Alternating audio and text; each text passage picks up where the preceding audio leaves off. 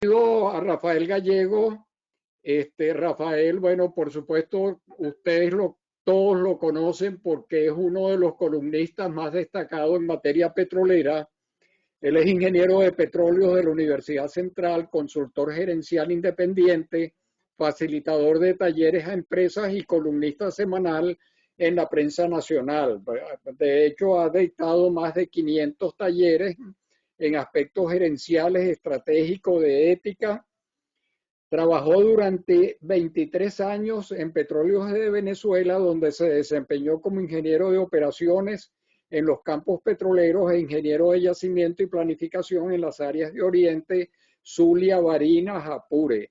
Fungió como jefe de planificación de operaciones de Corpoven Barinas, consultor gerencial de mejoramiento continuo de Corpoven, líder de inversión social de PDVSA EIP, gerente de Asuntos Públicos de PDVSA Sur, gerente general de AC Voluntariado de PDVSA y líder del proyecto de microempresarios del CIED COFIE Oriente. Es profesor invitado en los programas internacionales de gerencia de hidrocarburos del IESA, profesor invitado en Sendeco de la Universidad Metropolitana, coordinador del diplomado Diplomacia, Petróleo y otras formas de energía de la Universidad Central, consultor académico de la Metropolitan University, coordinador del diplomado Venezuela Energética de la UCAP, profesor en la modalidad online del curso de Geopolítica del Petróleo en la Universidad del Caribe, profesor de contratos petroleros y de política del petróleo, modalidad online para América Latina de la empresa Petrobanca, director de la empresa CERCE, consultora en ética y responsabilidad social. Y como dijimos antes, es un destacado columnista, tiene varios libros publicados: Petróleo y Gas, el caso Venezuela en el año 2015, Constructores y Destructores de un País, Presidencias de Venezuela de 1900 a 2020, año 2021, en ambos coautor con Eddie Ramírez, coautor del libro ¿Quién destruyó a PDVSA? Del 2021 y de algunas compilaciones de diversos autores acerca de gerencia y responsabilidad social. Con ustedes entonces dejamos a Rafael Gallego. Adelante, Rafael.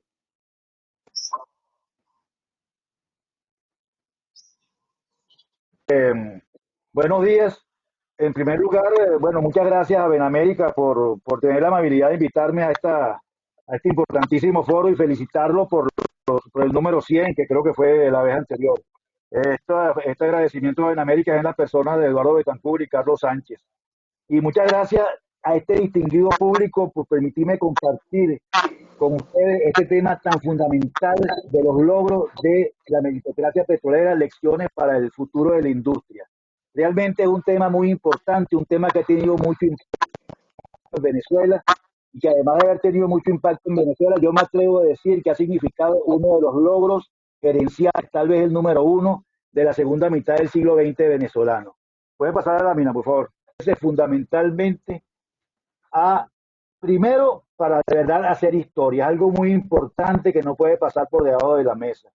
Y en segundo lugar, porque esta gente, este gobierno que tenemos en este momento es un experto en eso que ahora llaman posverdad, que es agarrar las verdades y manejarlas y acomodarlas de manera de transformarla o hacer que se dude de que la meritocracia fue buena o no fue buena.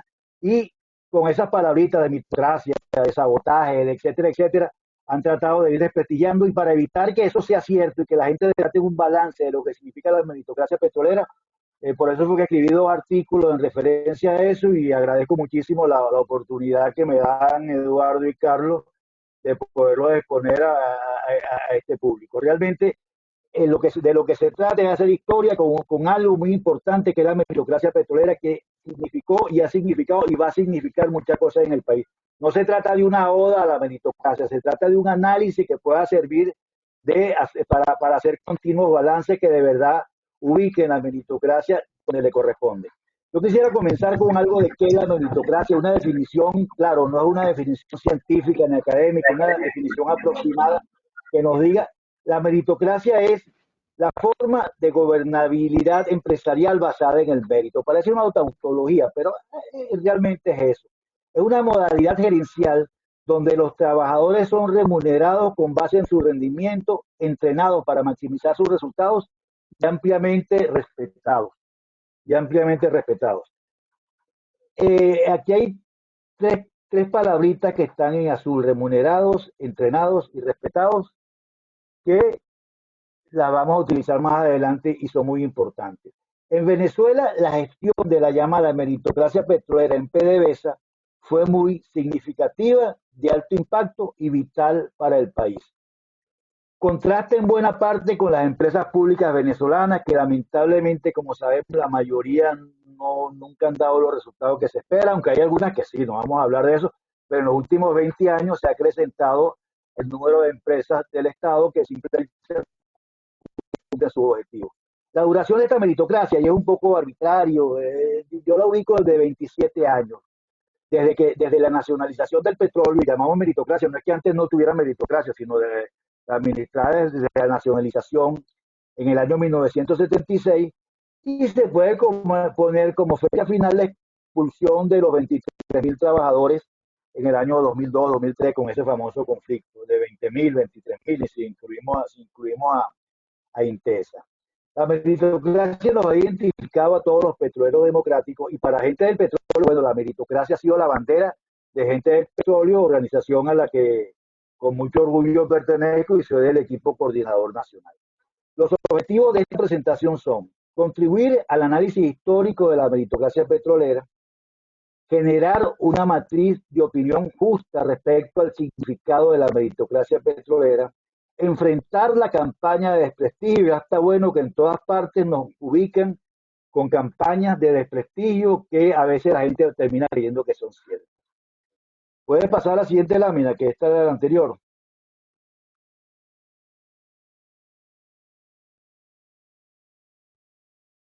Por favor, la siguiente lámina. De todas maneras, bueno, y extraer, y es muy importante, otro objetivo es extraer lecciones de la gestión de la meritocracia petrolera hacia el futuro de la industria petrolera venezolana. Ahora sí podemos pasar.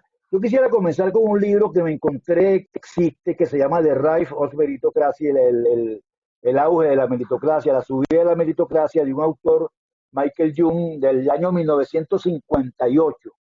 Este libro es una distopía, o sea, lo contrario de utopía, una novela de cosas que no deben suceder, pero lo contrario del ideal. Y se basa en una sociedad que toma decisiones solo por el mérito. Increíble. Y pongo estática en interrogación porque vamos a discernir un poquito respecto a eso, pero en la novela la élite cognitiva ocupa la cúspide en una sociedad estática, se estratifica la sociedad entre los que tienen mérito y los que no tienen mérito, se comienza a generar una desconfianza en la meritocracia de la masa, pues de los que están más abajo en la escala, y al final en la novela hay una revuelta que derroca el sistema meritocrático, y eso sucede en el año 2033. Es increíble que esta novela exista, y es increíble todas las cosas que se pueden manejar. Si pasamos a la siguiente lámina, por favor. Vamos a tratar de hacer un balance de respecto a esta novela, qué hubiera sucedido en Venezuela si hubiera sido derrocada la meritocracia. Por favor, ¿puede pasar a la otra lámina? Ya la pasé. Ah, ok. Está tardando un poquito, hay un problema con el sistema. De todas maneras, es importante que veamos, que tratemos de llevar eso hacia el caso venezolano, ¿verdad? No es que la meritocracia haya sido derrocada. La meritocracia no fue derrocada, la meritocracia la acabó simplemente el gobierno, como todos sabemos, y como decía un amigo mío, no le vamos a echar cuento de lo que sabe en historia. Sin embargo, ¿por qué se hubiera podido derrocar al sistema meritocrático en Venezuela? Yo sé que en general esto fue una gran gerencia, una gran parte técnica, un trabajo extraordinario, pero también tuvo sus problemitas. Por ejemplo, el de la estratificación, que sería por lo primero que en la novela acaban con la meritocracia, aquí no existía. Es innegable que en la industria petrolera, como dice abajo, los trabajadores fueron remunerados con todos los defectos, pero fueron remunerados con base a su rendimiento, fueron entrenados para desarrollar su potencial y fueron sumamente respetados. Es decir, esto no se estratificó, no se convirtió en unos estratos inmóviles que trajeron el reclamo de los de abajo contra los de arriba, no. Simplemente no sucedió, la empresa petrolera, como todos sabemos. Por otra parte, sí hubo una percepción de prepotencia. Que quede claro, no estoy diciendo que éramos prepotentes, porque yo voy a decir que yo soy un petrolero de mucho tiempo allí y yo no soy prepotente y muchos de nosotros tampoco. Sin embargo, había la percepción. Como anécdota puedo decir que cuando yo estaba en Cuerpo B, le estaba dictando un curso o algo así a unos generales y coroneles y de repente me brincó un general y me dijo que yo sabía que todos los trabajadores petroleros, bueno, yo me quedé callado porque era parte de Cuerpo B. Pero es increíble la percepción que había. Lo que sí tiene un poco que ver con nosotros en esta cuestión de la meritocracia es lo de la cabeza de avestruz. Pues. No supimos decir lo que hacíamos. Aquí aplico un poco el refrán de los publicistas que dice que el huevo de pata es más sabrosa que el huevo de gallina, pero la gallina los cacarea y las patas no. Pasó algo de cacarear lo que hacíamos. Nos pareció obvio, nos dimos cuenta. Y también una escasa comunicación con el entorno, a pesar de que hubo una gran política de responsabilidad social, y ahí puedo hablar con un poco de autoridad. En un momento determinado fui líder de inversión social de PDVSA de exploración y producción y se hacían grandes trabajos, se estudiaba la comunidad, se veía cómo se hacía para lograr una dinámica económica diferente que permitiera a las comunidades aledañas a PDVSA seguir solas, pero eso no tuvo la suficiente publicidad.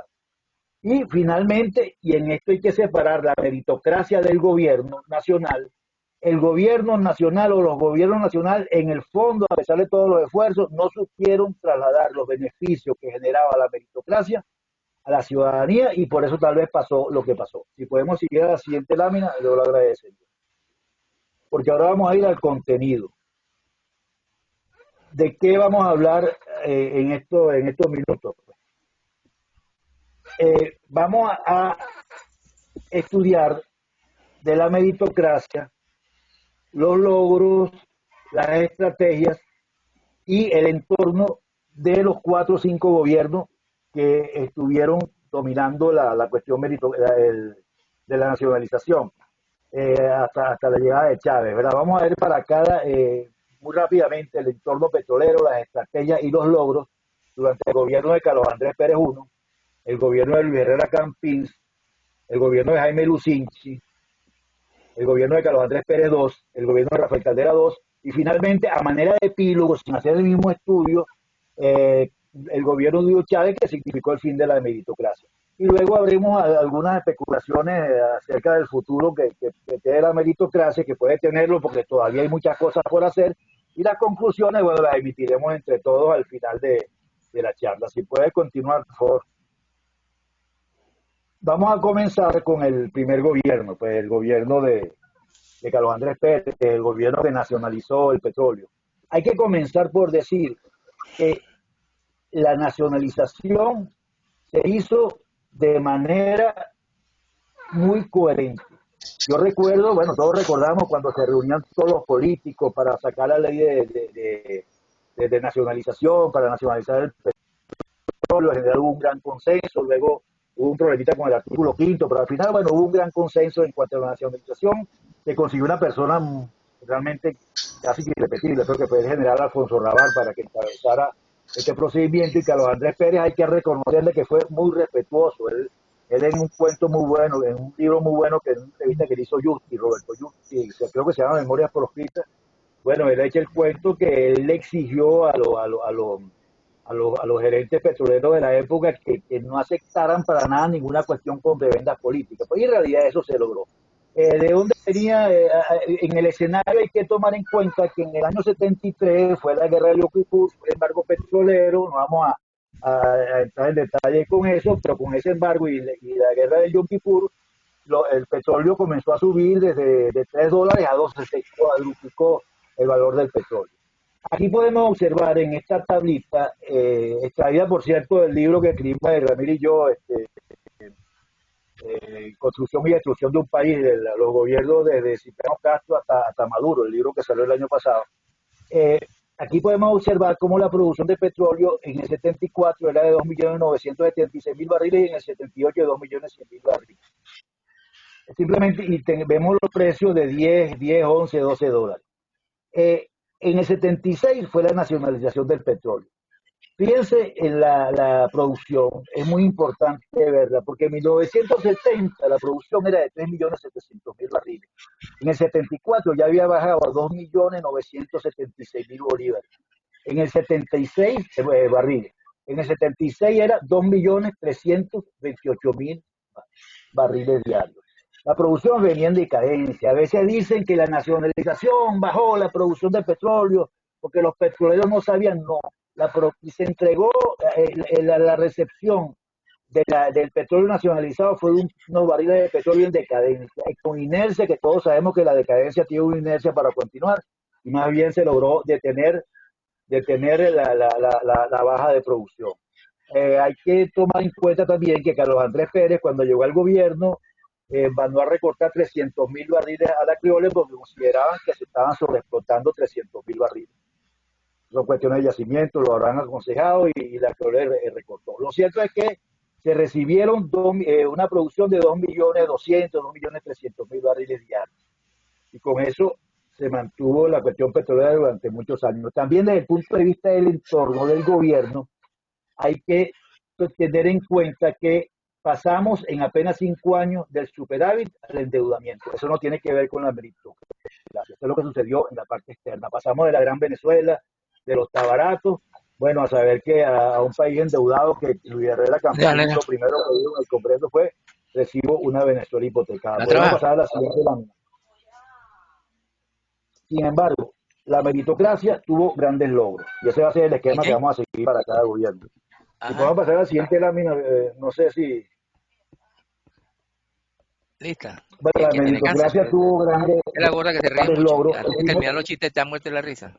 Ay, coño, lástima. Hay alguien que está hablando algo, no hay un sonido raro ahí.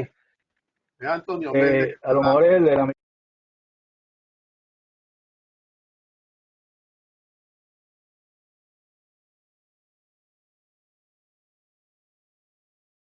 ¿Se oye cuando estoy hablando? Se oye, adelante. Por favor, ¿puede pasar a la siguiente lámina? Bueno, entonces vamos a ver los logros que tuvo la meritocracia en esos años. En primer lugar, el mantenimiento de la producción. Como podemos, hay que aclarar siempre que no es que la producción decayó con la nacionalización. El logro más bien de la meritocracia fue mantenerla, superar la inercia que traía ese bajón de producción, que bajó en taladro, bajó en falta de exploración, bajó en una serie de aspectos. Luego la seriedad con que se hizo la transición. Realmente fue algo muy serio. Mucha gente no daba un centavo por la nacionalización. Decían que se iban a meter los políticos, iban a pasar una serie de cosas, y con que se hizo la transición. Lo otro fue mantener la producción.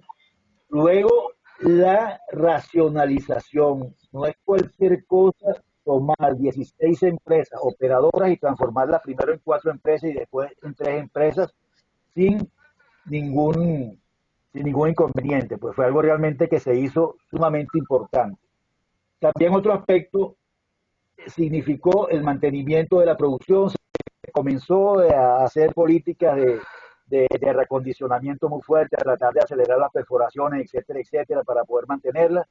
Y luego, eso sí, el país lamentablemente pasó de grandes ingresos a endeudamiento. Luego vino el gobierno de Luis Herrera Campín, y como decimos, los logros eran el mantenimiento de la producción, la seriedad, la transición de las transnacionales al Estado, la racionalización de PDVSA, la fusión de empresas. También hay que tomar en cuenta otros aspectos, como la creación de INTEVEP. No es cualquier cosa crear una empresa de investigación que compita con las grandes empresas del mundo. Ese INTEVEP a la larga desarrolló la orimulsión, desarrolló el HDH y una serie de patentes y de tecnología muy importante que ayudaron muchísimo a las operaciones. También se creó el INAPET. El INAPET al final se convirtió en el CIED a lo largo de muchos años, fue la matriz del CIED, y el CIED es bueno que tengamos en cuenta que fue la primera organización, fue premiada como la primera universidad corporativa del mundo en el año 2002. Lamentablemente en el 2003 a la hora de recoger el premio todos estaban votados. Y sigo sin ver las láminas, no sé qué sucede. Rafael, el resto la está viendo, es un problema de Yo lo estoy tu... viendo Bueno, muy luego bien. vino el gobierno de Herrera Campín. Porque yo no lo veo, chicos. Yo lo que veo es una foto de Freddy Álvarez.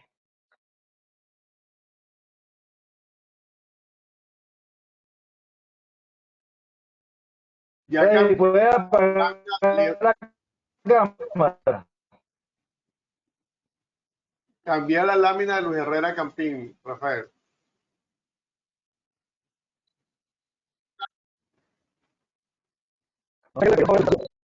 En el gobierno de Luis Herrera Campín se caracterizó por bajones de la producción de petróleo. Pues en el año, vamos a ver un poco el entorno, en el año 1979 vino el derrocamiento del Shah de Irán. Ese derrocamiento significó, en primer lugar, un traspaso de armas, pues el Shah de Irán, como todos sabemos, era el policía del petróleo en el mundo árabe, era el que del negocio de las transnacionales. Cuando llegó Khomeini en el año 79, todas esas armas pasaron a, a una persona que no podía ver para nada los Estados Unidos, y además de eso, entonces se buscó cómo contener a Irán, y entonces vino la famosa guerra Irán-Irak, que fue del 80 al 90, duró aproximadamente 7, 8, 10 años. Dicen que quedaron empate, pero un empate que perdió los dos, pero al final se logró una especie de equilibrio en ese mundo. Como consecuencia de la guerra de Irán-Irak, los precios subieron, pero no subieron tanto como la gente esperaba. ¿Por qué? Porque al gobierno de Guerrero Campín le correspondió una época de superávit petrolero. Recuerdo que Calderón Berti era ministro, iba a cada rato al extranjero y venía con un poquito más de precio, pero el precio era cosa de disminuir la producción. El gobierno en ese momento pensó que podía mantener la producción en 2.200.000 barriles diarios. Sin embargo, en el año 82, por el superávit, bueno, se generaron las famosas cuotas de producción y a Venezuela le correspondieron 1.750.000 barriles diarios. Esto es muy importante que lo tengamos en cuenta, porque yo más de una vez he oído charlas de políticos y una vez le dije a uno que dijo que Calderón Berti, sin el juicio de valor con el doctor Calderón Berti, que había hecho un mal gobierno porque en su periodo la producción había bajado y mostraba unas tablas, pero bueno, hubiera sido un loco el que más bien hubiera pretendido subir la producción en medio de ese superar el que había en el momento. Sin embargo, y luego continuó el crecimiento de la deuda en 1983, y siempre comparo la meritocracia con el gobierno, hubo que devaluar la moneda. La devaluación de la moneda trae otras consecuencias que tampoco tienen que ver con la meritocracia. Si pueden, no estoy viendo las láminas, pero si pueden pasar a la siguiente lámina, se puede ver los logros de la meritocracia en la administración de Luis Herrera. En esos logros destaca, en primer lugar, que comenzó una agresiva política de exploración para compensar la no exploración que habían tenido las transnacionales. Y tampoco estoy haciendo juicio de valor porque esto es un negocio a partir del año 1971 con la ley de reversión, cuando le dijeron que tenían que irse en el 84, dijeron, bueno, si me voy no voy a explorar y voy a tratar de explorar lo menos posible, y comenzaron a vivir de la producción que existía. Durante ese periodo del Herrera Campín se invirtió muchísimo dinero y comenzaron realmente a hacerse, se comenzó a ir hacia las áreas exploratorias, se comenzó a levantar esto, también comenzaron ciertos logros como, bueno, se comenzó a construir la internacionalización y el cambio de patrón de refinación. Aquí quisiera pararme un momentico porque es sumamente importante lo del cambio de patrón de refinación y lo de la internacionalización. El cambio de patrón de refinación significó levantar 100.000 barriles de gasolina adicionales sin producir un barril más. ¿Por qué? Porque para las transnacionales las refinerías venezolanas estaban consideradas de residuales y y ya en el mundo, y producían apenas 15 barriles de gasolina por cada 100 barriles que entraban al sistema. Ya en el mundo se producían 45.000 barriles, 40-45% de los barriles de petróleo. Se comenzó el cambio de patrón de refinación y se produjeron más de 100.000 barriles de gasolina modernizando la refinería. Yo quiero decir algo importante. Sin la nacionalización del petróleo era muy difícil hacer el cambio de patrón de refinación y mucho más difícil hacer lo otro que se acometió, que fue importantísimo, que fue la internacionalización del petróleo. ¿Qué significó la internacionalización? Bueno, yo lo podría resumir en una palabra que es de la vaca a la boca. El gran problema del petróleo venezolano era el mercadeo y sobre todo, como todos sabemos, un crudo pesado muy difícil de llevar a alguna parte. La internacionalización fue una medida que permitió comprar refinerías en Europa y refinerías en Estados Unidos, de manera que nuestros crudos no teníamos que estarlos vendiendo, mercadeando crudos difíciles, sino que se podía llevar el crudo desde los yacimientos hasta los centros de consumo del mundo, más importantes que eran Europa y los Estados Unidos. Esto fue un gran logro, tiene muchos enemigos, hay quienes dicen que no se podía hacer porque en realidad las refinerías no son de crudo pesado, no, sí había refinerías de crudo pesado, pero por otra parte también el crudo de la faja por algo se llevaba después a los mejoradores y se transformaba en crudo más liviano. Pero por otra parte, Rafael Ramírez, y tengo que decirlo, le leí una vez casi burlándose de la internacionalización y dijo que eso equivalía a un productor que compraba las bodegas para vender sus productos. Bueno, puede tener razón, pero entonces uno ve que la Shell y la Exxon tienen muchísima más capacidad de refinación y de mercadeo que de producción, o sea que no están tan equivocados y era muy bien la política esta de internacionalización. El gobierno de Luis Herrera, como sabemos, terminó con la devaluación y vinieron las elecciones, ganó Lucinchi. Si podemos pasar a la lámina del doctor Jaime Lucinchi, como podemos observar, y no estoy viendo las láminas, lamentablemente. Como podemos observar, el gobierno de Jaime Lucinchi se caracterizó fundamentalmente por sobreproducción de petróleo y por baja de precios. Realmente ustedes podrán ver en la lámina un círculo azul, donde el precio creo que del año 86 al 87 bajó 50%, de $25 a $12. Eso por supuesto trae problemas en el presupuesto del país, pues bajó prácticamente a la mitad. Eh, faltaron bastante, había sobreproducción, no se podía mantener una producción muy alta, ni siquiera levantarla, y sin embargo, como veremos, las arcas se agotaron al final del periodo. Realmente la política tradicional que tenía Venezuela, de subsidios, de mantener una producción artificial, etcétera, etcétera, de la cuestión del dinero, no se podía sostener. La devaluación se arreció, el famoso RECADI, bueno, que era de devaluaciones escalonadas, clasificadas, y realmente el país al final del periodo de Lucinchi no daba más. Sin embargo, si pasamos a la lámina de los logros, veremos que la meritocracia tuvo magníficos logros en ese periodo, a pesar de todo. Pues, en primer lugar, comenzó a explotar áreas de crudo liviano, comenzó a buscar, la exploración comenzó a dar sus frutos, se desarrollaron, bueno, la área de Monagas y de Apure. Pues el área de Monagas es increíble, el área de Monagas prácticamente iba para 2 millones de barriles diarios. Es decir, íbamos a desarrollar casi un cuay en el área de Monagas y eso lo hizo la meritocracia. Igualmente se desarrolló el área de Apure. En Apure conozco bastante porque estuve bastante en esos campos. Y Apure, bueno, Apure producía, los campos de la Victoria llegaron a producir más de 100.000 barriles diarios.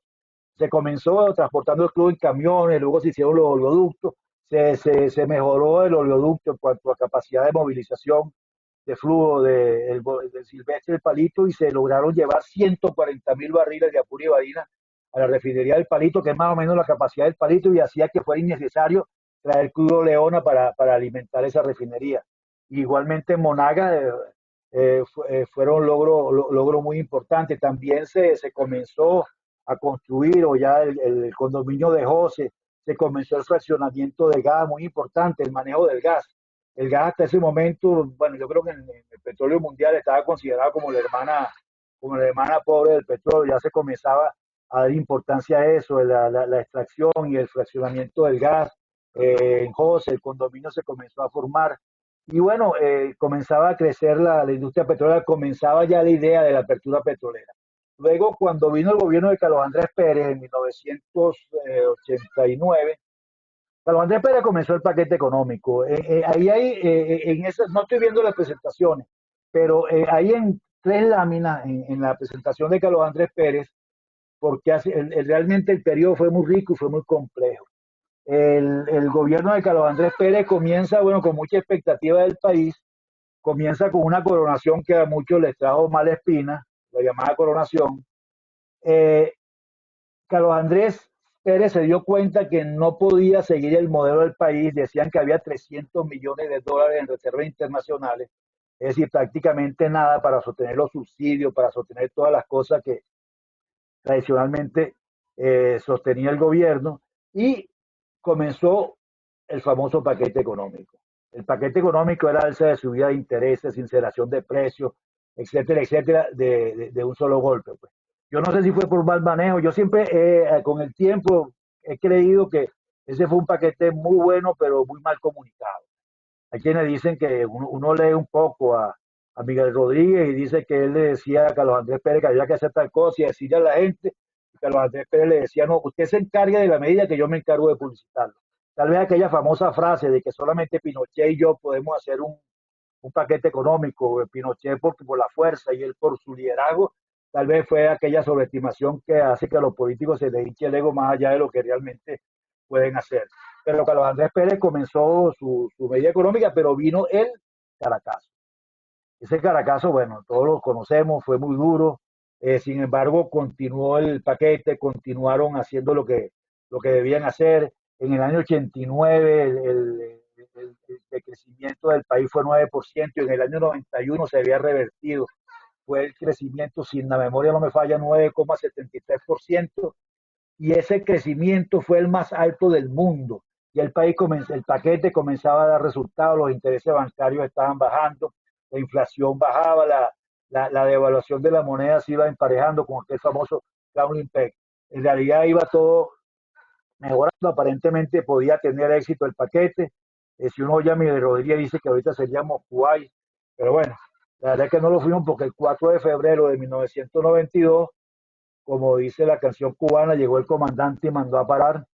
Vino el famoso 4 de febrero, la famosa intentona de golpe de Estado, en el cual dice que Carlos Andrés Pérez salió triunfante desde el punto de vista militar, pero absolutamente derrotado en el área política. Pues ahí comenzó a decaer el paquete, a desmoralizarse la gente, a perder fuerza, el país a alzarse, es decir, contra las medidas del gobierno. Para rematar el 27 de noviembre hubo otra intentona, y entonces el país, bueno, comenzó a acabar con esto del paquete, a desmoralizarse el gobierno. Carlos Andrés Pérez renunció en 1993.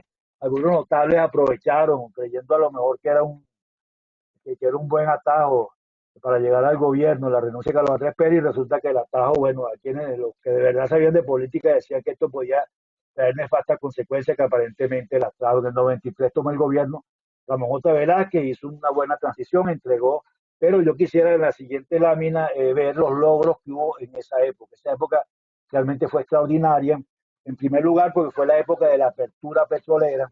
La apertura petrolera hay que verla filosóficamente como el apuntalamiento del proceso de nacionalización. ¿Por qué? Porque ya no era esa estatización, ese control del Estado, ese control de inversiones, sino que se le pidió a mucha gente que viniera a ayudar al proceso.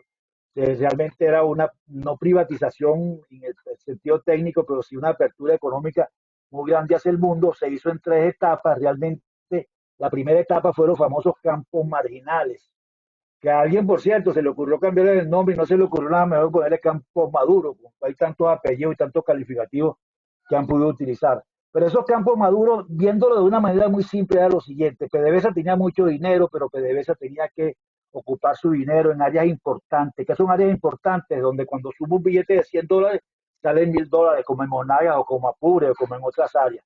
En cambio, había campos viejos, campos marginales, campos maduros, que se le podía meter $100 y salían 200, 300, y no era negocio para PDVSA, pero sí era negocio para otras empresas, Argentina, de otros países, que supieran manejar el petróleo, que simplemente era como que se alquilara los campos, los tenían allí, extraían petróleo, ganaban muchísima plata, se lo vendían creo que a $7 al gobierno, y el gobierno después lo revendía en el mercado a precio de mercado, que era alrededor de $20.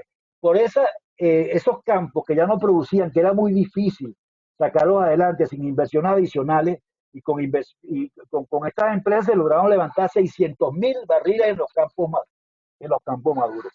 Por otra parte, también la segunda parte de la apertura petrolera significó lo que llamaban ganancias compartidas. Bueno, con esas ganancias compartidas se exploraron 10 áreas nuevas con resultados diversos, pero lo cierto es que a Venezuela le dieron dinero para explorar. De lo contrario, Venezuela hubiera tenido que gastar, no solamente recibir, sino que gastar unos 10, 20 mil millones de dólares, y conoció su área en 2, 3 años de lo que hubiera podido tardar unos 20 años en condiciones normales. Y finalmente, lo otro fue las asociaciones de la faja.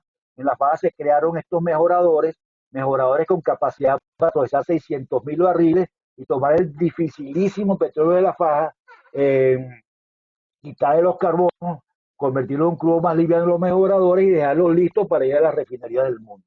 Por allí se generaron alrededor de 500, 600.000 barriles también adicionales. Es decir, la apertura petrolera en cuanto a producción trajo alrededor de 1.200.000 barriles adicionales. Yo recuerdo que aquí venía gente de Kuwait y de Arabia Saudita a ver qué se había hecho con esta apertura. Fue un logro realmente extraordinario, y también podemos ver, aparte de la apertura, de la cuestión del Cristóbal Colón, pues el proyecto Cristóbal Colón en el norte de Venezuela era para extraer gas, seguramente exportar ese gas, y se asociaron empresas muy importantes. Se asoció la Shell, que era capaz de agarrar el metano y licuarlo. Y para licuar el metano son menos 162,5 grados centígrados. Son máquinas muy especiales, turbinas muy especiales para lograr hacerlo, y por eso estaba la Shell allí. La Exxon ponía el mercado de gas licuado en los Estados Unidos. La Mitsubishi, que era la otra empresa, ponía la capacidad de trasladar ese gas licuado, y Venezuela era la dueña del negocio. Ese negocio iba caminando muy bien, llegó el gobierno, el nuevo gobierno, el gobierno revolucionario. Bueno, lo único que hizo aparentemente fue cambiarle el nombre de Cristóbal Colón por un nombre muy respetable y muy patriótico, que era Antonio José de Sucre, pero realmente hasta hace poco no se había producido, como dicen los técnicos, la primera molécula de gas de esa zona. Ahora como que se ha producido algo, pero realmente con un atraso gigantesco de lo que debería ser ese proyecto. Entonces, fíjense, como tenemos la apertura, tenemos el Cristóbal Colón, y sobre todo se comenzó a levantar la producción de petróleo. En los planes, las expectativas para convertir a Venezuela en una superpotencia petrolera, comenzaron los planes para llegar a 5.800.000 barriles en los años cero del siglo XXI, en el 2005, creo, 2006. Y eso fue algo extraordinario, porque la expectativa que había era convertir a Venezuela en el cuarto productor petrolero del mundo y en el segundo de los OPEP, únicamente detrás de Arabia Saudita, Estados Unidos y Rusia, que son los tres mosqueteros del petróleo. Pues íbamos a llegar a unos 6 millones de barriles.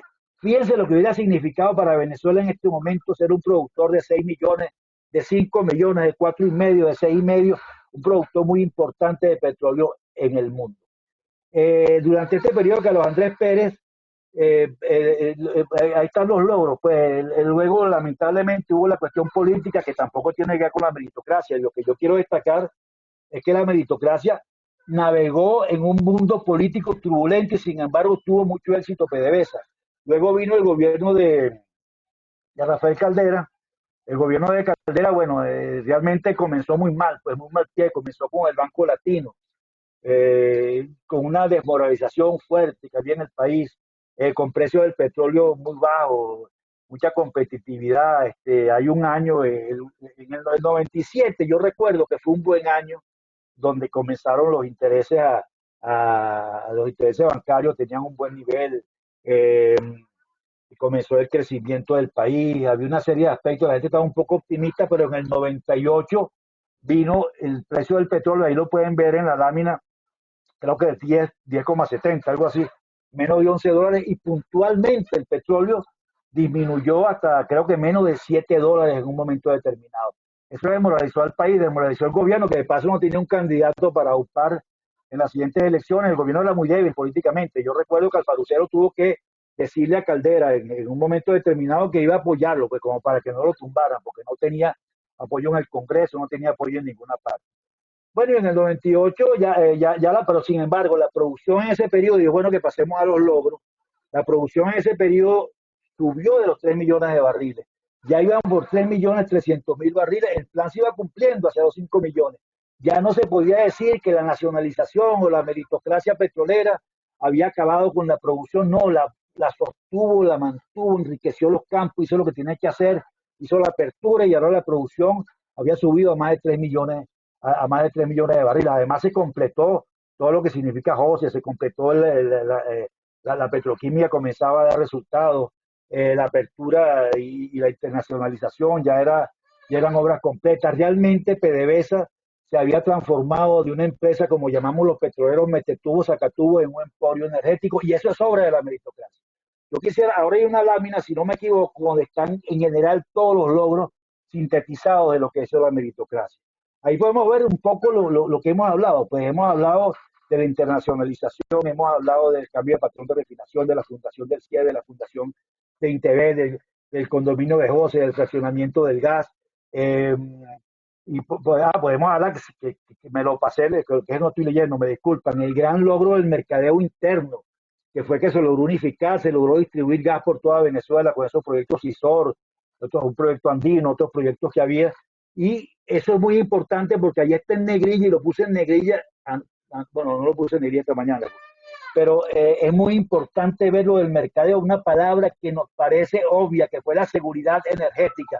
Por todo este periodo de la administración meritocrática, Venezuela tuvo suficiente gasolina, suficiente diésel para movilizarse, suficiente gas para cocinar, suficiente gas para la electricidad, suficiente gas para reinyectar en los yacimientos y mantener la fuerza donde se requería hacer eso. Es decir, durante todo ese periodo hubo seguridad energética, cosa de la que ahora adolecemos completamente. Igual, entre los logros otro logro que se me pasó un poco, PDVSA Gas. PDVSA Gas es muy importante porque la fundación de PDVSA Gas, porque significa en primer lugar, está orientado hacia el futuro. Ya el gas comenzaba a tomar presencia como una alternativa al petróleo. Pues un socio, pero un socio rico del petróleo. Y ahí había dice gas 95%. El gas se llegó a utilizar en el año 2000, creo, en el 95, en el 98, el 95%, lo cual es un gran logro tecnológico que habla también muy bien de la gerencia meritocrática. Hoy en día no sabemos cuánto se utiliza gas, pues no sabemos ni cuánto se produce. Entonces, en el 98, bueno, ganó las elecciones, como todos sabemos, como todos recordamos exactamente, ganó las elecciones Hugo Chávez Frías y comenzó la decadencia. No quiero hablar del país, comenzó la decadencia de PDVSA. Quiero decir que estos logros de la meritocracia fueron en 27 años y con venezolanos en general. O sea, nosotros logramos cada uno en su rol, cada uno en el rol presidencial de PDVSA, otro en los directivos, en la alta gerencia que fue extraordinaria, los técnicos, los humanistas dentro de la parte técnica, se logró algo extraordinario y ahí está resumido en la lámina esa que logramos ser de una empresa, Metetubo, Sacatubo, en un emporio energético. Cuando vino este señor Chávez, bueno, obviamente, yo recuerdo una toma en televisión donde estaba una muchacha geóloga hablando con un posgrado, hablando en inglés o más o menos diciendo algo, y Chávez se volteó con ese desprecio, dijo, oh yeah, o sea, el desprecio del conocimiento, que se parece mucho a aquello de Millán Astray, de Muera de Inteligencia, que fue capaz, dicen, de decir esa frase, nada menos que a don Miguel de Unamuno en la Universidad de Salamanca. Entonces, realmente este gobierno ha ido contra la inteligencia y ha ido, no porque estén malos, no porque no supieron manejar la industria, sino porque en esto hay que tenerlo muy claro, la estrategia generada en La Habana era acabar con la industria petrolera porque es la manera de acabar con el país, porque una revolución como la que tenían planteada socialistas no aguanta un país que produzca 6 millones de barriles, porque esos 6 millones de barriles significan gente con dinero, gente educada y significa sobre todo alternativa de poder. Entonces, ¿qué hizo esta gente? Bueno, ya sabemos los cuentos de cuando comenzaron a meter presidentes de ellos, de Cesaro Mandini, el doctor Mandini, porque realmente yo creo que es como muy buena intención que hizo como para el oleaje, y el general Lameda que se dio cuenta de lo que estaba pasando, pero también terminó pagando esto. Ahora, ¿cómo podemos calificar la administración de Chávez? Bueno, simplemente hay una gerencia que creo que está ahí en una de las láminas, que se puede hacer el discurso de Rafael Ramírez fue un discurso extraordinario que debería pasar a la historia, porque cuando le dijo a la gente que ustedes están aquí porque por obra de Chávez ustedes no merecen nada, sino que lo que le dé el comandante, y el que no sea rojo, rojito se puede ir. Bueno, simplemente estamos viendo cuál era la política, y de paso la caja chica de PDVSA, que prácticamente lo mantuvo en el poder muchos años a Rafael Ramírez por eso. Sí quisiera decir algo, que en 1900, en el año, hubo varios aspectos. Ya en abril la gente, y yo lo digo por mí, yo sé que ustedes también, aunque muchos, algunos estaban ya jubilados, pero otros sentíamos que estaban dañando a PDVSA, que estaban dañando lo que nosotros habíamos modestamente, humildemente ayudado a contribuir con nuestras vidas, con nuestra vida laboral. Pues no es que fue un sacrificio, con mucho placer, pero sentíamos que se estaba acabando. La gente no pensó que fuéramos capaces de salir a defender PDVSA. Y hay gente que dice, no, si hubieran quedado adentro, bueno, hubiéramos terminado diciendo Chávez vive. Y eso yo creo que ni la condición moral nuestra es difícil que lo aguante. Entonces se produjo, bueno, primero el 7 de abril, el que llegó al 11, que fue un paro petrolero, luego el paro cívico, donde resultamos expulsados, como le digo, 23.000. Pero yo me atrevo a decir y quiero reivindicar dos cosas del paro cívico. Uno, la formación de gente del petróleo y de Unapetrol, que ha sido una organización que durante 20 años ha resistido, ha denunciado, ha planificado, ha hecho una serie de aspectos para lograr mantener vivo esta, no solamente la cuestión de la industria petrolera, que es única en el mundo, la capacidad que tenemos, sino la reimplantación de la democracia a partir del petróleo, que es nuestra gran ventaja competitiva y comparativa. Eso es muy importante. Por eso yo digo que la votada nuestra es un hito tan importante como el hito del embargo petrolero, de la Chahía, el Shah de Irán, de la guerra del Yom Kippur, etcétera, etcétera. ¿Por qué? Porque ninguno de esos hitos sacó 4 millones diarios del mercado. La votada de nosotros sacó 4, 5 millones, hoy en día 5 tal vez, millones del mercado petrolero. Eso es sumamente importante. 5 millones de barriles diarios.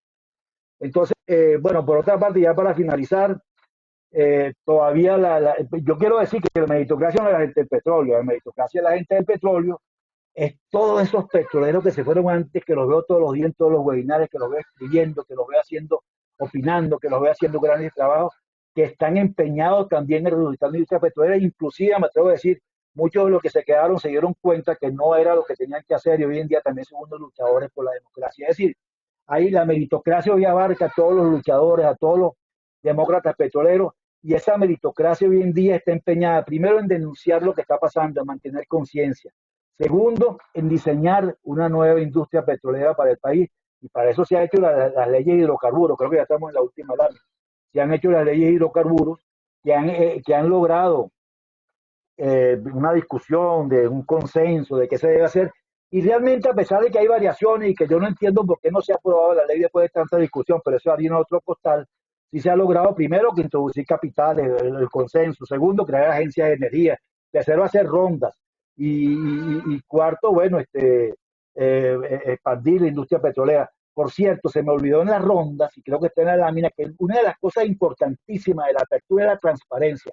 Creo que por única vez en el mundo, para una empresa de dimensión de PDVSA, la subasta se hizo por televisión. Ahí no hubo ni medios, ni nada especialmente que porque tú eres amigo mío, porque tú eres ADECO, porque tú eres de tal empresa. No, ahí es que subastaba, y se hizo de manera extraordinaria. Eso es muy importante.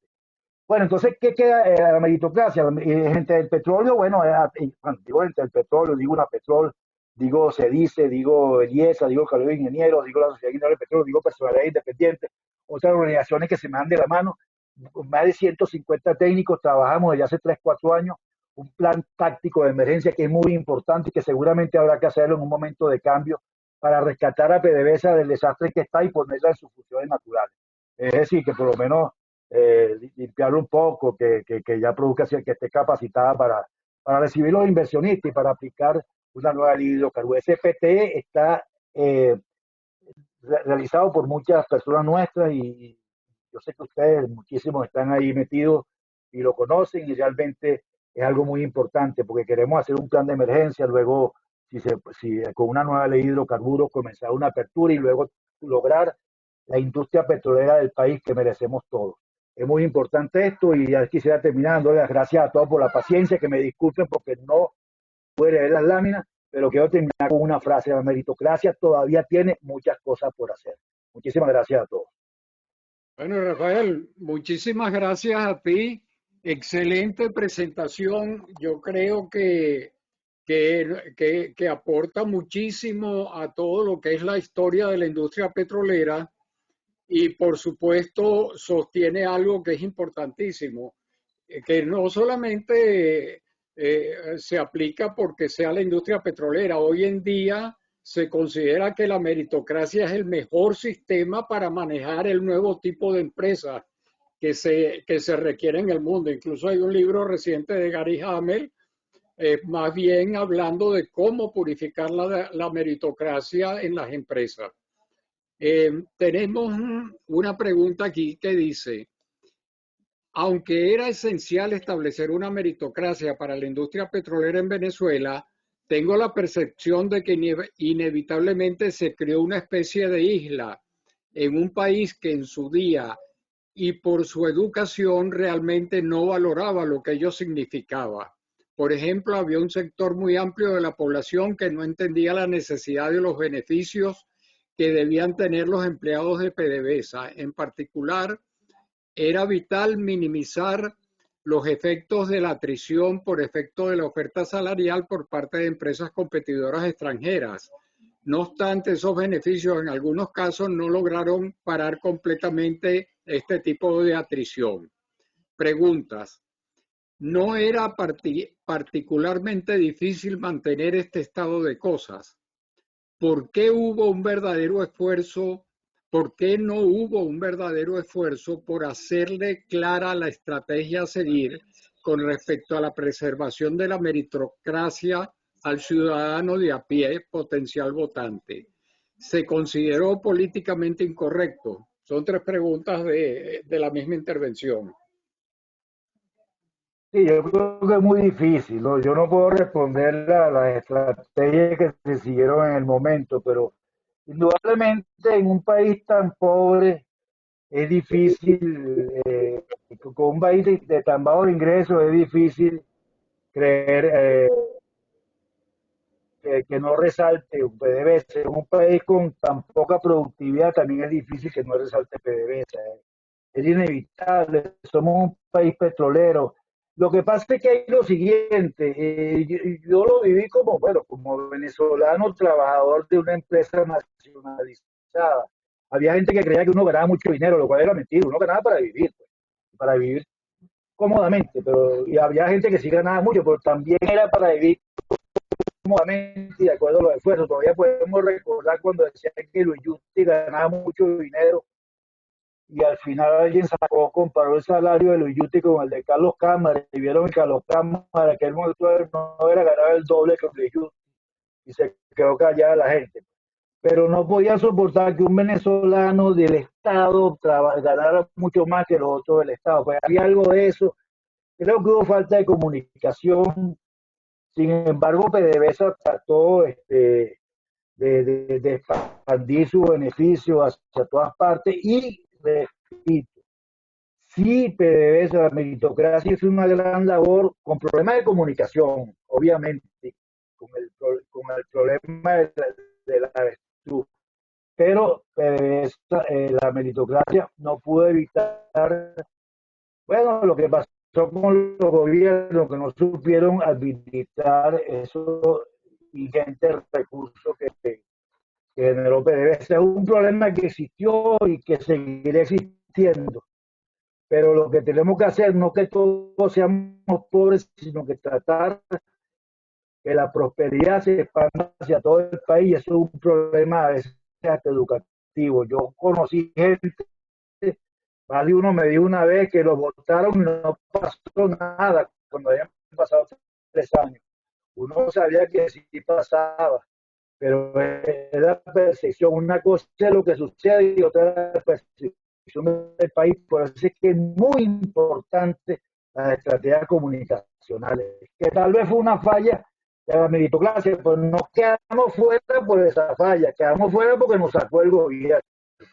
Vamos, eso hay que, o sea, no hay que confundir el libro que les mostré, que hubo un derrocamiento de la meritocracia, con esto que fue un golpe seco que dio el gobierno y porque estaba lo digo muy claro, yo provoqué el paro, tenía que tomar esa columna que era PDVSA y si no la tomaba se tenía que ir porque PDVSA era prosperidad, y un país próspero no iba a aguantar tantos años este gobierno. Rafael, excelente presentación. ¿Consideras que la fusión de las tres operadoras tuvo algún efecto en el sistema meritocrático? Bueno, yo creo que en realidad no dio tiempo a tener algún efecto. Creo que fue muy difícil. Mucha gente se seguían conviviendo las culturas, que ya había cultura corpovenda, Gobén y Menevén. Seguramente se buscaba disminuir, se decía que 5 o 7 mil personas. Yo creo que acabó la competitividad un poco, aunque yo vi una vez que Luis Justi dijo que la competitividad era un poco falsa también. Eh, Realmente yo hubiera preferido el otro esquema, pero yo no soy experto en eso, pues. Es decir, este esquema posiblemente no hubo mucho tiempo, porque fueron apenas 2, 3, 4 años, o inclusive un año, y llegó el gobierno nuevo, y entonces eso impidió comprobar si de verdad hubiera sido más efectivo o no. Han debido dar unos 4 o 5 años. Siempre seguiría la polémica. Creo que no fue lo fundamental. De todas maneras, esta gente iba a ganar el gobierno e iba a hacer lo que hizo. Eso es Ok. fundamental, ¿no? Con cualquiera de las organizaciones. Mira, aquí hay otra pregunta. ¿La meritocracia seguirá siendo una isla en Venezuela? La mayoría de la sociedad no la comparte. ¿Cómo se inserta un proyecto meritocrático en la Venezuela postchavista? Con educación, con educación, porque si Venezuela no se vuelve toda meritocrática, vamos a seguir lo que hemos estado siempre. Ya no se puede estar diciendo que no, que la gente no quiere, no está acostumbrada. No, la meritocracia es que cada quien le dan según el mérito. Eso se enseña desde la casa, y con respeto a todos y con educación para todos. Si realmente, si la meritocracia existe en cualquier país de Europa, vayan a Europa o vayan a Estados Unidos o a Canadá a decirle que la meritocracia no es un sistema. Lo que pasa es que es una forma de vida. Por ahí me vio una cuestión de Arnaldo, que si es un proceso. Sí, yo creo que es un proceso que tenemos que llevar adelante, porque no es fácil. Pues no se puede decir que la meritocracia, caemos en la novela esta que les expliqué, el ascenso de la meritocracia, que se vuelve algo estático. No, la meritocracia tiene que ser algo compartido, con educación, con respeto hacia todos, y todo un proceso para que el país sea meritocrático. Si no es meritocrático el país, y no digo la gerencia de PDVSA, no, si el país no es meritocrático, simplemente va a ser un país que recoge CLAP, un país que está esperando que el gobierno le diga, el país de los vivos, y eso hay que cambiarlo. Y yo creo que se estaba logrando bastante, a pesar de los choques que pudo haber, choques entre comillas, en la etapa anterior, se estaba logrando bastante, porque ya había una clase media fuerte, y no es fácil cuando uno dice que más de la mitad del 60% del país era clase media. Pues la clase media, sobre todo, una manera de pensar, pues de trabajar, de buscar cosas, de estudiar, de ascender, y eso es la meritocracia. Entonces lo que hay que hacer es enseñar la meritocracia, porque no hacer lo que se dice que hicieron los canales de televisión en otra época, que en vez de enseñar al pueblo, aprendieron del pueblo y volvieron los mensajes, lo bajaron. Yo creo que nosotros tenemos que hacer el esfuerzo, y que no hay otro camino, imponer la meritocracia. Pero cuando uno dice meritocracia, no tiene que ver a la meritocracia petrolera. No, la meritocracia como manera de vivir, cada quien según sus méritos. Mira, en conexión con eso, aquí hay una pregunta, reflexión, etcétera, que voy a tratar de reformularla para ver si lo encajamos. Este, te están preguntando algo así como que, mira, la meritocracia nosotros la heredamos por aprendizaje de empresas antecesoras, por sentido de educación y progreso que vivieron esas experiencias, de los venezolanos que vivieron esas experiencias. Pero eso contrastaba con los mecanismos que no se dieron en la administración pública, porque la administración pública tiene una naturaleza populista y prejuicio socializante. Y entonces eso es lo que crea el choque entre la meritocracia petrolera y el resto de la sociedad venezolana. ¿Qué opinas tú de eso? Yo estoy de acuerdo. Aquí no hubo clic entre la administración pública y las petroleras. Pues nadie lo esperaba. Lo primero es lo siguiente, que sí hubo en la meritocracia una inercia que vino de las transnacionales. Pues los que tomaron el poder, por decirlo así, en PDVSA, en ese momento encontraron una empresa que sabía hacer las cosas, pues, cosa que no sucedería ahorita, pues, lo cual da para otra reflexión. Pero, sin embargo, sí es muy difícil la administración pública. Este era un país petrolero que tenía, creo, muchísimos empleados públicos, se daba aquello de que yo te hago que te pago y tú haces que trabajas, y realmente había que cambiarlo, había que influir, no se logró, creo que tampoco así hizo el esfuerzo, pero es que los gobiernos deben comenzar por gerenciar su administración pública. Yo sé que es difícil, yo sé que a lo mejor fue una especie de choque, sin embargo, PDVSA hacía mucho por ir hacia las comunidades, pero los gobiernos no supieron educar al país y lograr una sociedad más dinámica, pues más, basada en el mérito, porque no es la meritocracia petrolera, es el mérito como un proceso social. Y realmente hubo el choque y habrá que verlo para el futuro, pues, pero lo que sí no se puede hacer de ninguna manera es decir que el pueblo no está preparado para la meritocracia, hay que prepararnos todos para la meritocracia. Yo creo que esto es algo que no se debe a veces confundir con la gestión de PDVSA, la no gestión. La gente de PDVSA no podía hacer de otra manera porque era gente con mucho que trabajaba. A mí que tenía un nivel relativamente pequeño, pues me decían, no, tú ganas mucha plata, que ganas mucha plata, y por eso no me veo cuando estaba en Barina que tenía 3 esposos a la vez, viernes, sábado y domingo. O sea, eso es lo que hay que ver. Pues, yo cuando nos votaron, yo observé con tanta gente que uno conoció organizándose, pues, para ver cómo trabajábamos, cómo hacíamos. Oye, cómo había gente tan valiosa en cada área, cualquier escritor y una persona que estudiaba totalmente su proceso. Eso es lo que debemos buscar, cómo transmitirlo. O sea, a lo mejor PDVSA falló en transmitir su energía creadora, pero bueno, son cosas que no deben justificar para decir que la meritocracia no tiene sentido, al contrario. El futuro del país o es con meritocracia o seguiremos siempre en lo mismo. Mira, en relación a eso te preguntan, ¿se habría logrado una mayor aceptación de la población si el CIED e INTEBEP hubiesen tenido una menor dimensión apoyándose más en nuestras universidades? Eso lo dicen mucho, lo he oído y creo que lo comparto, que el CIED, sobre todo el CIED, INTEBEP también, pero sobre todo el CIED, que ha debido estar más hacia la comunidad, de una manera de expandir los tentáculos, manteniendo la calidad, pues. Y creo que hubiera sido importante, pero eso son los hieras. Es posible que sí, y es posible que INTEBEP también, porque la verdad es que el CIE se convirtió en algo extraordinario que competía con el IESA. La competencia del CIE era el IESA, eso lo recuerdo yo. Entonces, a lo mejor si hubiera sido más expansivo, más con las universidades, etcétera, etcétera, pero recordemos que en la apertura se le dieron 3 campos petroleros a las universidades. Es decir, esa era la idea, a lo mejor ha debido irse un poco más allá. Lo que sí no se ha debido dar lo que no se puede dar es concesiones de que entonces, para parecernos más a la gente, vamos a ser menos meritocráticos, suponiendo que hubiéramos sido unos ángeles perfectos.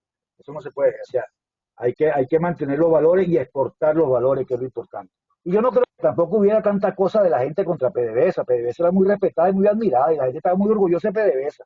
Lo que pasa es que la hora de los ingresos, que no es que usted PDVSA en un país donde los ingresos nunca han sido muy altos y donde la marginalidad va creciendo, que no es por culpa de la meritocracia. Chávez no es generación espontánea. Chávez llegó a un país que tenía 60% de pobreza, pues algo estaba fallando. Y entonces la gente a lo mejor veía el que tenía éxito, pero fallaron otras cosas. Es un análisis muy complejo. Lo que sí no podemos transigir es que la meritocracia, la gente no está preparada, la gente hay que enseñarla a la meritocracia, que no es nada difícil ni con una alta tecnología. Son valores de convivencia y valores de respeto a cada uno de nosotros. Ok, te preguntan, ¿no crees que fue desidia de la clase política de la democracia desechar los esfuerzos de Luis Alberto Machado por su modelo educativo, que entiendo que fue aprovechado favorablemente por otros países? Sí, es posible que no estuviéramos preparados para un señor como Luis Alberto Machado. Él era asesor de todos esos gurús, él era asesor.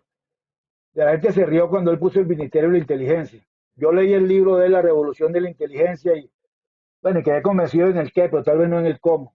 Pero definitivamente fue un avance. No creo que sea desidia, a lo mejor es preparación, a lo mejor es la manera de abordar eso, a lo mejor es abordarlo con ciertas metas. Este gobierno, por ejemplo, la democracia, educó muchísima gente, creó la universidad de la cual somos producto muchos de nosotros, pero no es fácil. Yo pienso que hubiera sido mejor una estrategia. Recuerdo que Lucinche encargó a Ular Pietri, Prieto Figueroa, muchísima gente para que hiciera un proyecto educativo y Ular Pietri se quejaba de que se reunieron muchas veces, no cobraron ni medio, hicieron el proyecto y no le hicieron caso. Es decir, son cosas, bueno, la democracia fue muy buena porque íbamos avanzando muchas cosas, pero también tuvo muchos problemas, pues, definitivamente. No tenemos, nosotros no podemos ver que venimos del paraíso terrenal y que tenemos que volver al paraíso terrenal. No, venimos de una democracia con sus problemas que produjeron de alguna manera a Chávez y que hay que estudiar para salir de esto y para mejorar sin buscar culpables, pues, y aprovechando la experiencia. Por eso es que yo digo que la meritocracia todavía tiene mucho por hacer, la petrolera y la no petrolera también.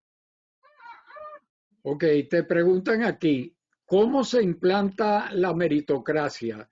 Y si la misma se puede implantar en la administración pública cuando concluya el régimen actual. Se debería implantar en la administración pública.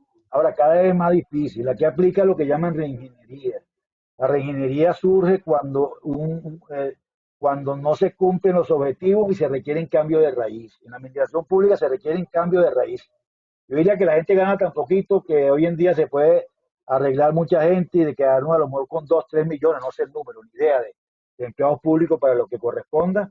Eso sí, bien pagado y bien educado. La gente cuando le educan surge, porque hay cosas de la administración pública como el Banco Central de Venezuela que era extraordinario. ¿Por qué? Porque le pagaban a la gente bien, pues, y los educaban, o algunos institutos autónomos, o sea, no es que debe ser una isla, lo que pasa es que era la isla más grande, pero había mucha, ¿por qué? Porque cuando a la gente se le educa, a la gente se le paga, a la gente se le respeta, se logran muchas cosas. Cuando pasa como José, lo que gana Copé y entran los adecos y votan a todo el mundo, bueno, ¿qué se puede esperar? Pero yo, por ejemplo, cuando era estudiante trabajé en el Ministerio de Minas y yo recuerdo el respeto que había allí, la calidad técnica que había, la cero política que había, y yo estaba yo era asistente de liquidador de impuestos, y recuerdo el nivel que había de valores, pues. O sea, que era un ministerio que, claro, le pagaba un poquito mejor que a los demás, y a lo mejor tenía más educación, pero era fundamental. Que hay ministerios que no, pues. Pero es cuestión, todo es cuestión de educación y de darle oportunidad a la gente, y todo se puede hacer. Lo que pasa es que, claro, que hay que arrancar con procesos de reingeniería porque estamos muy lejos de los objetivos, y los cambios son de raíz, lo cual muchas veces es mejor. Un poquito como dicen que pasó en Europa después de la guerra, que quedó tan derrumbada que pudieron hacer una Europa nueva, que no lo hubieran podido hacer antes de la guerra. Ahora tenemos que aprovechar eso para el futuro. Ok, con esto concluyen las preguntas principales. Están en el derecho de palabra Leopoldo Aguerrevere y Jorge Cancoff. Por favor, Leopoldo. Ramón Castro también pidió la palabra. Ah, no lo tengo aquí Buenas anotado. tardes. Ya lo anoto. Buenas tardes a todos. No, era solamente comentando sobre los cambios de patrón de las refinerías, el PAEX, que fue liderizado por Carlos Rengifo, el MEPRA por Pepe Villa y luego por Luis Urdaneta, luego el Parque en Cardón, que tuvo Vladimir Rebelo, Lombardo Paredes y Alfredo Martínez, y yo como gerente general de la refinería de Cardón en ese momento, también la parte de la construcción de los mejoradores. Lo que quiero comentar es varias cosas muy interesantes. Cuando estábamos en la fase de construcción del proyecto PARC, los contratistas principales, la Keylor, la Foster Willis en Venezuela, decían que era prácticamente imposible que se pudiera construir ese proyecto manteniendo la refinería en operación. Eso fue un ejemplo a nivel internacional en el sentido de que logramos el proyecto del año 92 hasta el año 96, se inauguró en marzo de 1996, arrancó el proyecto, toda la fase ya y las plantas operativas, y no tuvimos ningún percance mayor. Eso fue a nivel internacional un ejemplo. ¿Y cómo lo hicimos? Yo era el gerente de la refinería, el gerente de operaciones era Edgar Raskin, el gerente técnico era Andrés Riera y el gerente de arranque era primero Silva y después Lino Carrillo. Es un grupo muy comprometido con el desarrollo del proyecto. El proyecto lo hicimos en tiempo y dentro del presupuesto, a pesar de que el contratista internacional que teníamos para la parte de la auditoría técnica del proyecto, que era la Pathfinder, decía que era prácticamente imposible que eso se podía hacer en tiempo y dentro del presupuesto. El mismo presidente de Foster, de Pathfinder se quitó el sombrero cuando se arrancó el proyecto y se cumplieron todos los parámetros. Cuando estábamos con el proyecto, el PAEX, con Carlos Rengifo, el contenido nacional en ese momento para los proyectos en Venezuela no llegaba al 40%. Cuando se completaron los últimos mejoradores, ya teníamos un contenido nacional de casi el 70%. Ahí incluyo el desarrollo de la ingeniería de detalle en Venezuela, y toda la parte mecánica, metalmecánica. Hoy día Venezuela es una potencia de ingeniería y estamos con las compañías de ingeniería de consulta en Venezuela desarrollando proyectos para otras partes del mundo. Y eso fue, yo creo que un logro muy interesante. O sea, contenido nacional en cuanto a todo lo que son las empresas de metalmecánica, empresas manufactureras, etcétera, y el contenido de la ingeniería. Y que se lograron estos proyectos prácticamente en tiempo y dentro del presupuesto convenido. Y esto es algo que quería comentar al respecto. Gracias. Ok. Ramón Castro. Vamos a Ramón mientras Jorge a lo mejor se vuelve a conectar. Prevenido y al bate. Aquí Adelante. estoy. ¿Me ven? No, no te vemos, pero te No escuchamos. te vemos, pero te oímos. Si prende bueno, la cámara, te vemos. ¿Y ahora? Bueno, si no me ves, no importa. Este es un sistema inteligente, entonces está cortando tu imagen. Eso es correcto. Algo le hicieron a la cámara que no quieren ver mi extraordinaria imagen. No sé quién me la corta, pero bueno, no importa. Mira, no, básicamente yo quiero felicitar a Gallego por esa excelente iniciativa, su manera de él de siempre estar defendiendo los conceptos meritocráticos, los cuales comparto todos básicamente con él.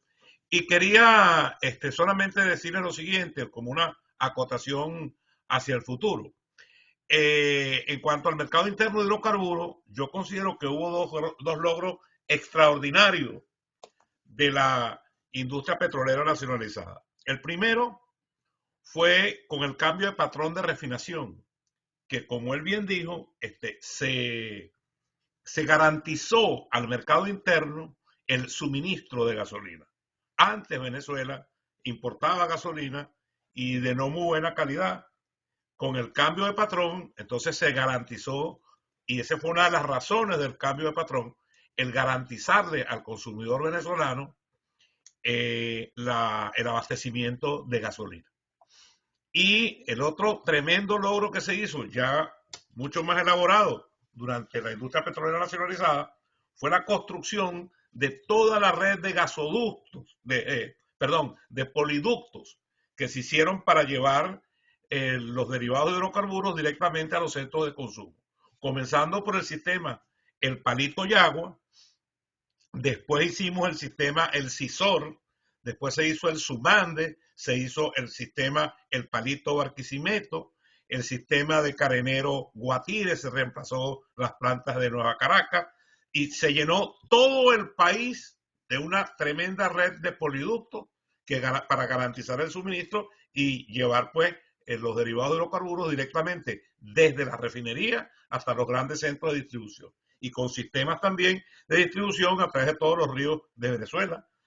Por ejemplo, llevando la gasolina hasta Puerto Ayacucho, San Fernando de Atabapo, con toda una serie de redes para garantizarle el suministro al consumidor venezolano, que le dio una tremenda imagen pues a la industria petrolera venezolana, que hoy en día pues estos lo olvidaron totalmente, se olvidaron del consumidor, lo convirtieron ahora en un usuario que solamente tiene derecho a tener lo que le da la gana y lo que ellos quieren que tenga ese usuario. Y bueno, básicamente quería resaltar esos aspectos únicamente y de nuevo felicitaciones a Rafael por esa excelente presentación. Muchas gracias, muchas gracias. Ok, Francisco Gamarra.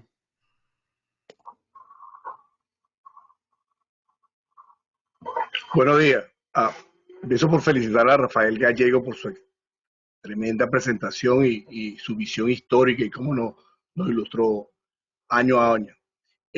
Solo quería resaltar que nosotros siempre como venezolanos, latinos, tenemos ese complejo de que siempre miramos hacia arriba y creemos que en Estados Unidos y en Europa tienen los mejores sistemas mejores que nosotros en muchas cosas y le decimos lo mismo con la meritocracia. Si bien en esa sociedad se aplica más la meritocracia, en el caso de PDVSA, nosotros con todos los defectos que había y que hubo y que sabemos que existieron, eso es mucho mejor que la mayoría de los sistemas meritocráticos que existen actualmente en Estados Unidos y Europa. Y lo digo porque yo después de salir de PDVSA, trabajé en varias empresas pequeñas y grandes, y siempre me ha interesado es el caso de la meritocracia, porque hablo con muchos venezolanos que están en distintas empresas y cómo se hace, qué evalúan, las diferencias que hay, y la percepción de todos es que no hay como el sistema que teníamos nosotros. Y aquí trabajando en Estados Unidos he visto que es cuando he visto la importancia que hay, que ellos le daban o que le dan al networking. Pues nosotros sabemos que el networking es bueno, pero aquí, además de meritocracia, es el networking, que te conozcan. Y eso no es lo que vivíamos allí en Venezuela. Y para referencia personal, que es la que conozco, yo fui de Oriente a Occidente sin que nadie me conociera en Occidente, y valió lo que estaba documentado por recursos humanos. Me fue bien en Occidente, y cuando vino la unificación me tocó, siendo de la Gómez, me tocó trabajar con gente de Maravén, y se respetó la meritocracia. Los que estaban en los puestos que estaban era porque lo merecía y porque su aval de trabajo previo estaba allí. No se necesitó ese networking porque muchos no nos conocíamos, y se hizo se valió el sistema. Entonces lo que quiero es resaltar que lo que nosotros teníamos era de mucho peso y de mucha gran calidad, y estoy de acuerdo con Rafael Gallego que en una Venezuela futura tenemos que volver a expandir eso al resto de la sociedad. Y ese es uno de los mejores aportes que podemos hacer como petroleros en el futuro de Venezuela. Eso es lo que quería decir. Okay. Gracias, Francisco. Gracias. Tiene la palabra Alfredo Gruber.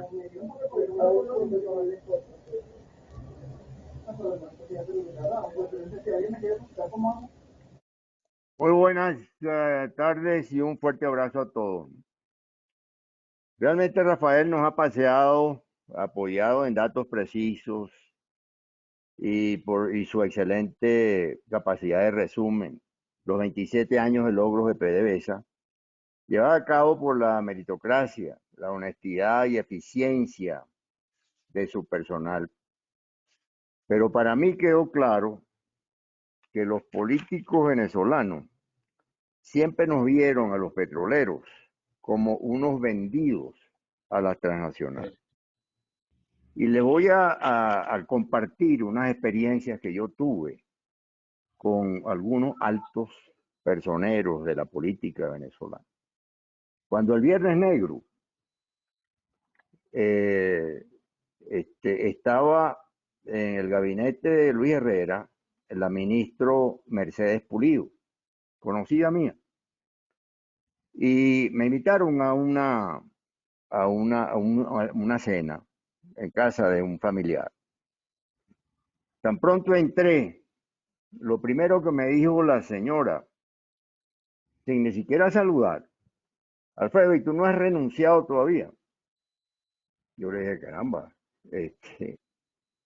no, yo no he renunciado ni voy a renunciar. Yo tengo mi responsabilidad que la voy a cumplir. No, Alfredo, es que sí, nosotros esperábamos que todas las directivas de las empresas de PDVSA renunciaran, porque nosotros teníamos ya preparados los reemplazos para cada uno de ustedes. O sea que ahí no hubo ningún tipo de consideración ni de respeto. Yo le dije a mi mujer, que yo le digo, mira, vámonos a retirarnos un poquito, yo no quiero entrar en una discusión con esta señora y tal, pero eso refleja el grado de desprecio que esta gente tiene por nosotros. El otro fue Rafael Caldera en una reunión de gabinete. Yo estaba defendiendo un tema que consideraba de suma importancia, a la cual el ministro de la Secretaría, Andrés Caldera, se había empeñado en reducirle los sueldos a todos los ejecutivos de la CBG. Y me tocó hacer una defensa, porque también Caldera, Andrés lo había convencido de que había que hacerlo, pero Alfredo, ya se te acabó el tiempo. Si quieres, déjalo para una segunda intervención. Sí, pero quiero dejar claro que este es un tema que yo lo que quiero saber cómo logramos educar a los políticos para que se den cuenta, porque yo tenía otro tema que era la estrategia subterránea que nosotros teníamos como directivos de la petrolera en materia de exposición a los medios. O sea que eso no nos permitía a nosotros tampoco explicar muchas cosas y tal. Entonces quería preguntarle a Rafael cómo podemos, chicos, educar a los políticos para que entiendan los esquemas de meritocracia y de eficiencia y honestidad que ellos no, me parece que no lo entienden.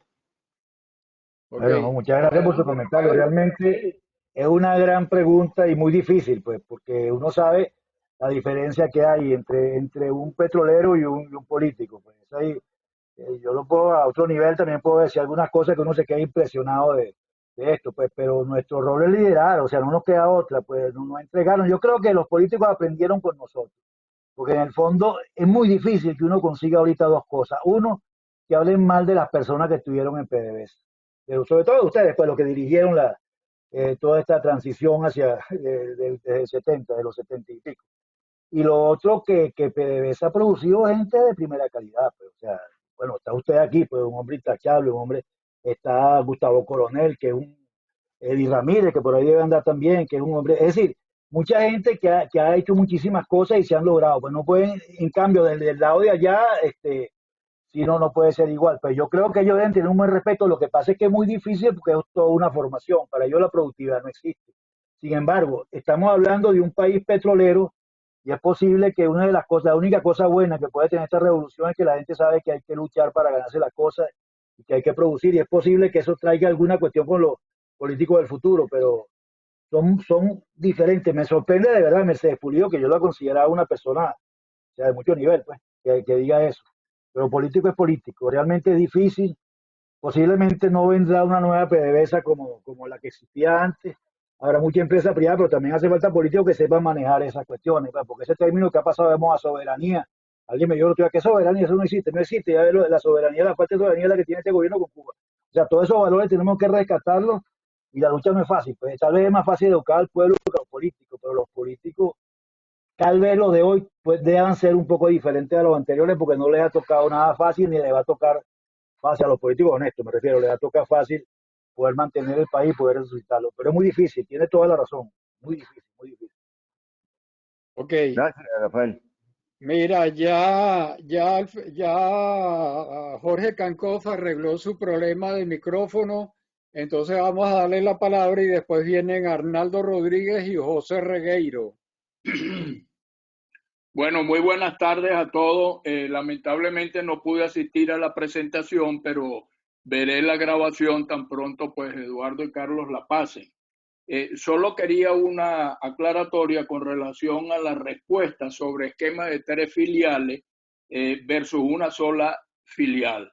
Mi experiencia que viví las dos es que una de las cosas más importantes de las filiales, estoy seguro que así se dijo, había una competencia sana, donde cada filial trataba de romper sus propios récords de producción, de refinación, inclusive en los proyectos internacionales. Las filiales se peleaban para ver quién conseguía el mejor negocio para las filiales que después se manejó a través de la filial Interven. Pero para mí el elemento más importante es que en las directivas de las filiales nunca tuvimos presencia de políticos, es decir, ahí nunca tuvimos nadie que fuera del sector político, mientras sí las había en PDVSA. Todos sabemos que en PDVSA había 1 o 2 directores, que por cierto, muchos directores de esos eran algunos del partido de turno que estaba en el gobierno, pero eran gente muy capaz, habían gente del Ministerio de Energía y Minas que formaban parte de la directiva, y eso era sano, pero en la directiva de las filiales no había la presencia de los políticos. Ese es un elemento muy importante, que logramos mantener los políticos fuera del control de PDVSA.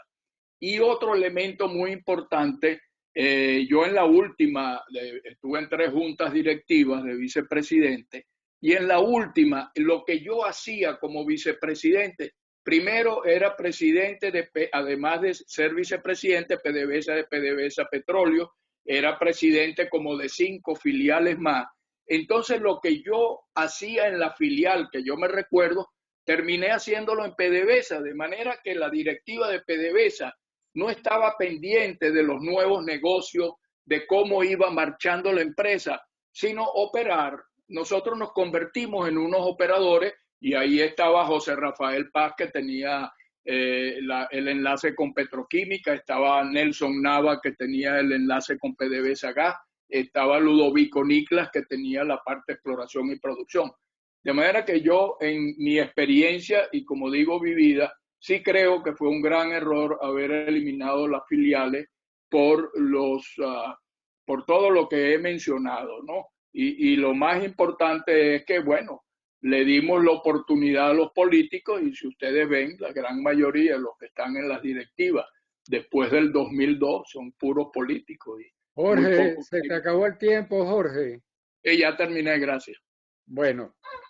Perdón, una observación. Yo creo que es muy bueno el comentario ahorita y yo quisiera agregar que Quiroz Corradi dijo en la prensa el día después del Barquisimeto, dijo que se le había tumbado el colchón que tenían los operadores en referencia a los políticos, pues, porque los políticos había un cordón que impedía el acceso, que era la directiva de PDVSA, que entonces Corpoven, la Coven, Maraven y todas las filiales operadoras trabajaban desde el punto de vista estrictamente técnico. Bueno, hay muchas cosas para analizar allí realmente. Ok, tiene la palabra Arnaldo Rodríguez.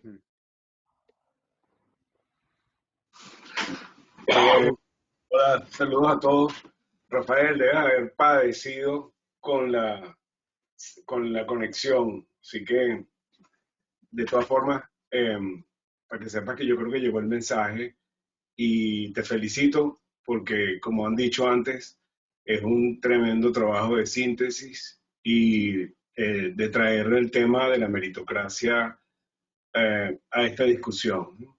La verdad es que mi único punto, Rafael, como lo hemos hablado en otras oportunidades, es que me gustaría que habláramos de la meritocracia mirando por el vidrio frontal del carro hacia adelante y no por el espejo retrovisor. Porque lo que pasó pareciera como retar a la meritocracia, dado que sucedió una destrucción. Entonces, si éramos tan merecedores de todo eso, ¿qué fue lo que pasó? No estoy simplificando por un propósito, lo que quisiera es llevar la conversación hacia adelante en las líneas en que Alfredo Gruber elegantemente lo pone, que es cómo educamos, ¿no? Cómo educamos a los demás. Y era una de las preguntas que estaba haciendo antes. Quizás en nuestro mundo no sé si hubo la estrategia de educar en meritocracia o compartir lo que creíamos que era meritocracia a otros públicos. Y quizás esa es una tarea que ahora podemos contribuir a hacer porque los actores son otros. Entonces, ese es mi ángulo, ¿no? Cómo educamos a los otros desde el 2022 en adelante. Gracias, Arnaldo, pero hay una cuestión. La presentación termina diciendo que la meritocracia todavía tiene muchas cosas por hacer y además termina diciendo un poco lo que ha hecho la meritocracia en estos años. Pues lo que llamamos meritocracia, yo quisiera decir, gente del petróleo, Unapetrol, los directivos y los que se fueron antes de que lo votaran, porque se fueron jubilados, que han hecho un gran rol, inclusive hasta los que se quedaron y se fueron desilusionados, pues realmente desilusionados. No vamos a entrar en esos detalles.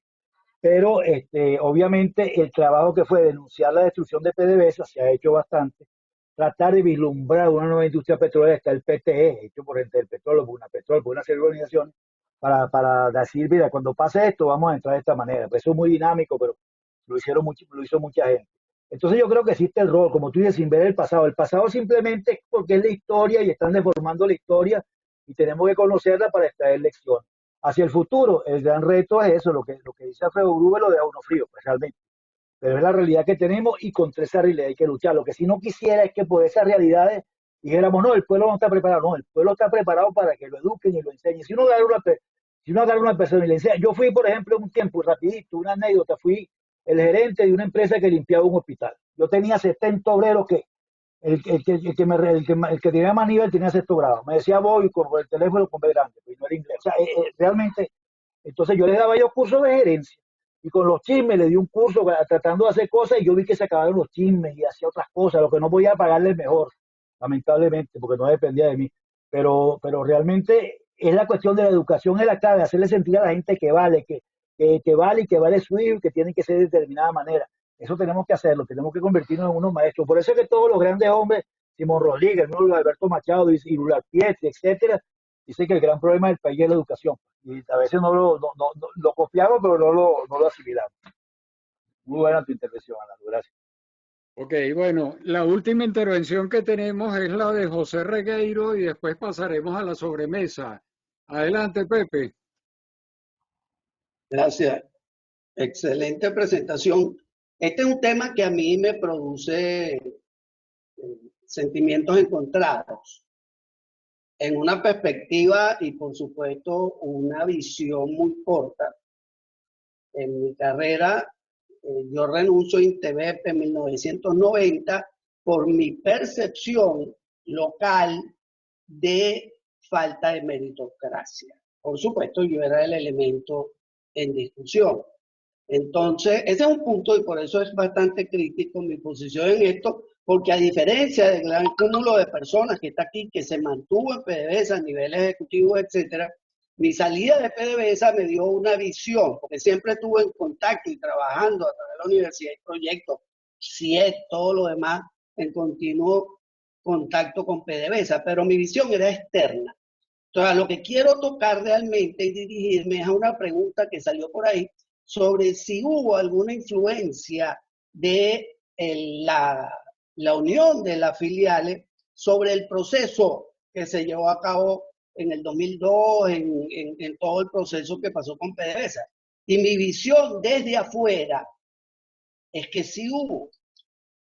Tengo dos casos. Yo tuve que ir a PDVSA recién después del problema en el 2003 con ciertas causas. Y me recibió un geólogo que estaba a cargo de mucho de los desarrollos en el momento, de esa nueva PDVSA. Me dijo, hola Pepe, ¿cómo estás? Bienvenido a la nueva PDVSA. Esta sí es una verdadera PDVSA. Ese señor había sido votado y en su frente estaba el logo de Meneven. Luego me invitaron a la presentación del proyecto no sé qué año, ya de nuevo en la nueva PDVSA. Y tuve que ir al centro comercial Guaraguao, así lo llamaba yo, parecía más un centro comercial que un centro de oficina. Estoy hablando de mi nivel, exploración muy local, muy pequeño, pero es mi visión. Resulta que cuando yo llego a los locales de Guaraguao, después del problema, empiezo a saludar gente que uno conocía, geólogos, geofísicos, y a cada uno de ellos lo iba identificando. Sellos, Corpoven, ex Meneven, Meneven. O sea, mi análisis de ese momento, y lo he venido siguiendo por mucho tiempo, es que esa fusión de filiales sí tuvo una influencia que luego tiene su resultado más fuerte en los que se quedaron en PDVSA. ¿Por qué? Porque era gente frustrada. José, se te acabó el tiempo. Si quieres seguir la sobremesa. Ok, no tenía que ver con meritocracia, porque la mayoría probablemente no tenía los méritos. Pero sí quiero que mi análisis enfoque el hecho de que tenían esos sellos. Corpoven, Meneven. ¿Ok? En muchos de los que se quedaron resentidos después de este problema. ¿Ok? Bueno, no sé si tienes algún comentario, Rafael. Bueno, yo creo que esa discusión, yo realmente lo puse en la lámina y se me olvidó nombrarlo de Barquisimeto. Y realmente había cosas que yo sé que mucha gente está de acuerdo, otras que no está de acuerdo. Fue una decisión de Grandes Ligas. Ahora, independientemente de estar o no de acuerdo, lo que dice José es muy cierto. Pues, o sea, cada quien siguió con su sello. Y yo insisto un poquito en lo que dijo Piro Corradi, pues, el colchón a la cuestión política, porque los políticos siempre estuvieron encima. Y está lo de los dividendos. Bueno, pues entonces hay lo que ustedes quieran, pues. Y a lo mejor PDVSA era demasiado poderosa para ser el Estado, no lo sé, pues, pero realmente es una importante reflexión y creo que es un tema, creo que es el tema de los temas desde aquí que sale. ¿Cómo hacemos para reimplantar la meritocracia en el futuro? Pues, o sea, no la petrolera, la meritocracia y contribuir con la experiencia de, como digo, rescato unas palabras de Justi, de Roberto Justi, que todavía lo sigue siendo. El mejor ejército civil de América Latina sigue siendo la gente de la meritocracia, porque todavía estamos muchísimo, gracias a Dios. Y hay muchas cosas por hacer. Bueno, vamos a cerrar formalmente la reunión de hoy y pasamos a la sobremesa. Oye, gracias Rafael, muchísimas gracias que a pesar de todas las dificultades lograste pasar de una manera extraordinaria tu mensaje. Te agradecemos bastante tu tiempo y dedicación a la causa de la industria.